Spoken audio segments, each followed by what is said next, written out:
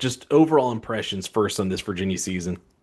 Well, how can you describe it as anything other than storybook? And it's not like Virginia came out of nowhere, which I think a lot of people nationally think, wow, Virginia. The fact is, they've been building toward this moment. You know that. The listeners know that. There was a plan in place to get Virginia to be competitive and try and win championships in the ACC.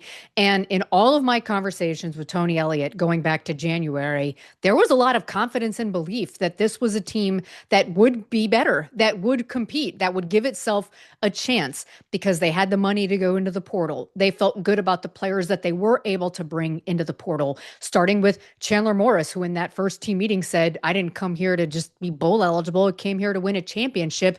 And all the players around him, when he stood up and said that in the team meeting, were like, well, yeah, like what else are we doing here? Why, what's the point if we're not trying to win a championship? So you had this, in my view, terrific mix of foundational players, of guys who'd been through some really hard, unimaginable moments at Virginia in 2022, year one for Tony, going through the tragedy of losing three players.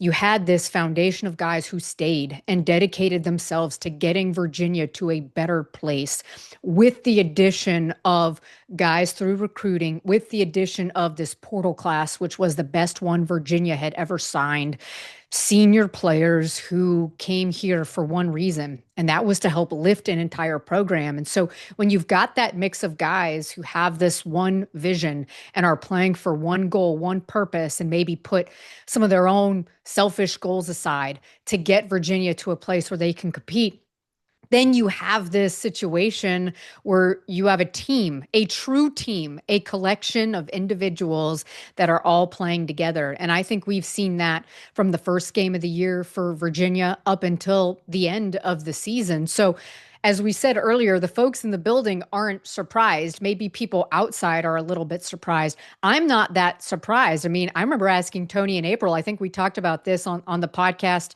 back in August. Well, why can't you be the Indiana of this season? And he's like, yeah, I think we could be.